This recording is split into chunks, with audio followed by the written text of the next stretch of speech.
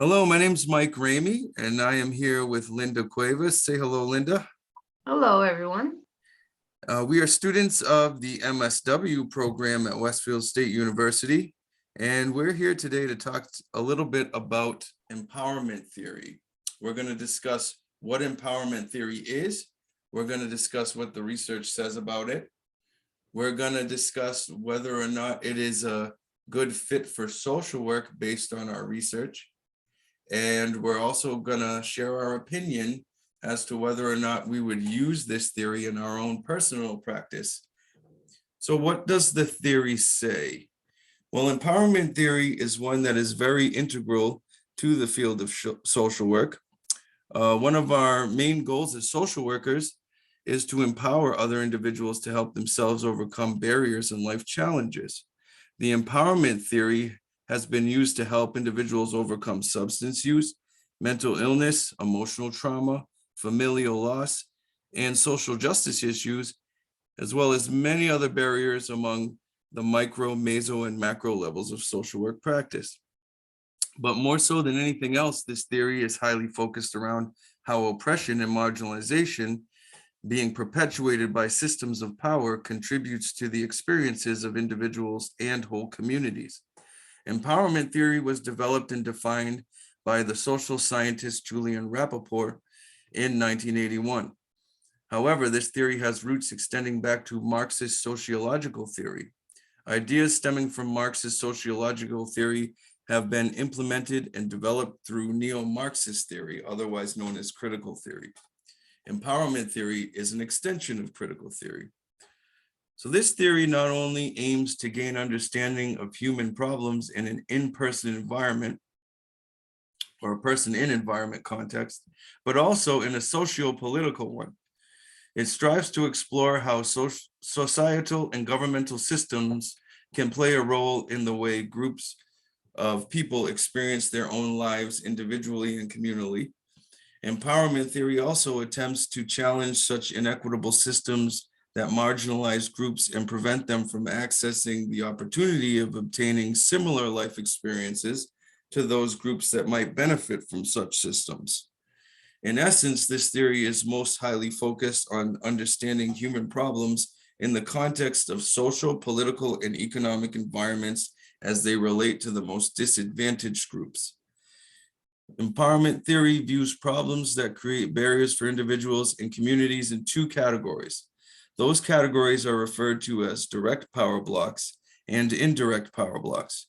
Direct power blocks are defined as those systemic barriers that prevent individuals from accessing opportunities and achieving goals. Examples of direct power blocks are discriminatory practices around housing and mortgage lending, hiring practices for employment, and unbalanced distribution of access to high-quality education. Direct power blocks play a major role in creating disparity and inequitable access to certain aspects of life, in turn creating a completely different life experience than for those that benefit from such systems. Indirect power blocks are internal thoughts and perceptions that historically marginalized groups have about themselves because of generations of abuse from an oppressive system.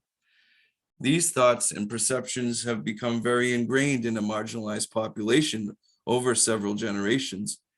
Although indirect power blocks are not the primary source of disparity, they contribute to further oppress already marginalized peoples by making them feel helpless and hopeless about their situation, almost forcing them to just accept that this is the way things are and there's no changing it. So according to empowerment theory, there are two dimensions of empowerment. They are self-efficacy and critical consciousness. It suggests that individuals will not change their circumstances unless they believe that it is possible. And this is where the idea of self-efficacy comes in. Self-efficacy is the level to which an individual believes in his or her capacity or ability to achieve a certain goal or outcome. Critical consciousness refers to an individual's ability to educate themselves and build up an understanding of the political, social, and economic barriers within their environment that are negatively affecting their life experience. By obtaining such knowledge, individuals can begin to figure out their own roles within their environment and connect with others dealing with similar circumstances, formulate relationships, and share knowledge and experiences back and forth. This theory suggests that these dimensions have to be achieved in order for an individual to feel empowered enough to change their circumstances. Social workers can implement specific interventions to help build on self-efficacy and critical consciousness through various micro-level tools, such as case management, insight and therapy techniques designed to highlight individual strengths and introduce coping mechanisms to address self-destructive thought processes. So now I'm going to hand it off to Linda, and she's going to discuss a little bit about what the research says regarding empowerment theory. Thank you, Mike. You're welcome. As Mike mentioned, the model of the empowerment theory is widely used. It is used in social work, psychology, and many other subfields. The term empowerment is very popular, as is the use of the empowerment method. I Googled the word empowerment and received 3,550,000,000 results. I then Googled the term empowerment theory and received 121 million results. Why am I sharing these numbers with you? Just to emphasize to you how popular the model of empowerment actually is. Miriam Asidi and co-researchers conducted a study in 2012 using the empowerment model. The study contained 81 transgender people undergoing hormone therapy. The study was conducted to look into the quality of life for these individuals after receiving empowerment model-based training. The participants were split into two groups. One group received regular treatment and the other group received the empowerment model intervention. The results showed that after the intervention, there was a notable difference between the groups. The group that received the intervention was doing better with their level of over-anxiety and was doing better with their overall mental health, perception of health, aspect of emotional health, and their overall quality of life. Results showed that the empowerment training program helped to improve the mental health, emotional well-being, the perception of health, and the overall quality of life for the transgendered individuals in this study who received it.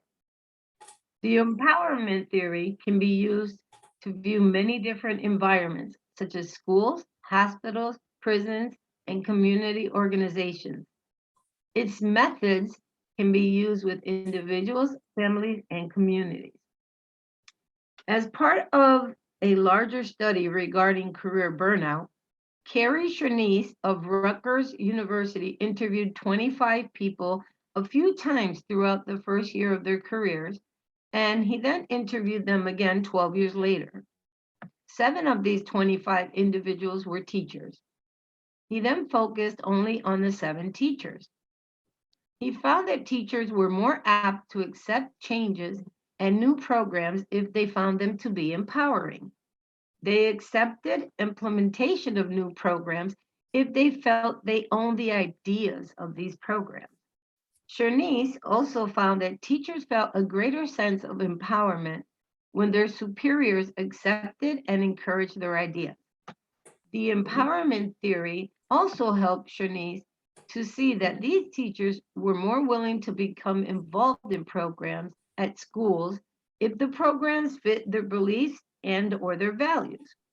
Chernice found that these teachers will be more engaged in programs if the programs make them feel empowered.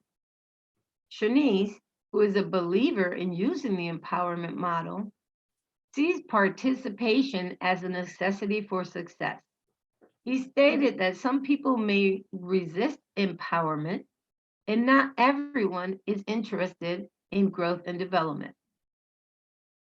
The empowerment theory or empowerment model is popular, but there is also criticism surrounding its interpretation and implementation. According to Cantaneo, and Chapman out of George Mason University, prior literature regarding the empowerment theory has not been consistent. They said that this has led to difficulty in the use of the model and in compiling and working with the various findings. Their article, The Process of Empowerment, a Model for Use in Research and Practice, goes on to state that another issue with the empowerment model is that it is dependent on the level of participation. The more an individual participates, the more empowered they may feel. It also states that when a person is addressed as part of a group, they may only focus on their empowerment and not be interested if others are empowered. The main concerns in regards to using the empowerment model with individuals is that if a person is feeling empowered, they may attempt to try and achieve goals that are very difficult to achieve. If this happens and they do not achieve the goals, then this may make them feel distressed. And this is contradictory to using the empowerment model. Now, Mike will be speaking to you upon how the empowerment theory fits into the field of social work. Thank you, Linda. So, empowerment theory and social work. Well, Turner and Mashi 2015 refer to empowerment theory as an important perspective for social work, micro and macro practice, because it works to advance human rights and add critical awareness of individual and socio-political contexts. Turner and Mashi 2015 further suggest that empowerment theory adds a distinct dimension to practice as it guides holistic assessment and intervention with the marginalized and disenfranchised populations that social workers are charged to serve. According to the NASW Code of Ethics, ethical standards, social workers have to respect and promote the right of clients to self-determination and assist their efforts to identify and clarify their goals. Additionally, social workers should promote the general welfare of society from local and global levels and the development of people, their communities, and their environments. The NASW Code of Ethics also clearly states that social workers should act to eliminate domination of, exploitation of, and discrimination against any person, group, or class on the basis of race, ethnicity, national origin, color, sex, or sexual orientation, gender identity or expression, age, marital status, or mental or physical disability. Empowerment theory works in accordance with ethical guidelines where it helps individuals and communities to build self-efficacy, gain critical insight into sociological, political, and economic systems or structures that negatively impact them, and promote action in the form of activism, political advocacy, and program development to spread awareness. For these reasons, empowerment theory is very much a fit for social work practice. So, Linda, could you share a little bit about what we discussed prior to recording regarding our opinion about whether or not we would use this theory in our own personal practice? Yeah, sure. After learning about the empowerment theory and the use of the empowerment model, both Mike and I agreed that we would be using it in our own practice as social workers. We agreed with Shernese when he stated in his article that people will engage in things more if they feel they are their ideas, if they feel they own it. For instance, people are empowered when they create goals for themselves. It gives them a greater sense of control over their lives and what they want to strive for. As social workers, we will have learned to be more aware of our biases and how to not let these biases impede us in our work. As social workers, we can help others who work with marginalized populations to see their own biases. We can help them to learn to push their own biases aside so that they can also work on empowering others. The use of the empowerment theory will further allow us to follow the NASW Code of Ethics ethical principle, which states, social workers respect the inherent dignity and worth of the person. This is true since empowering an individual increases their sense of self-worth. Also, by using the empowerment theory, we will be fulfilling our NASW ethical responsibility to promote our clients' right to self-determination. We can work to empower clients and assist them in identifying and creating their own goals.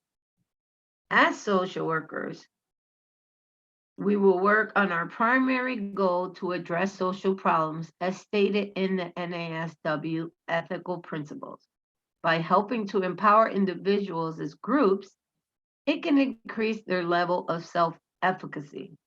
This can lead them to also working on social problems and fighting against social injustice.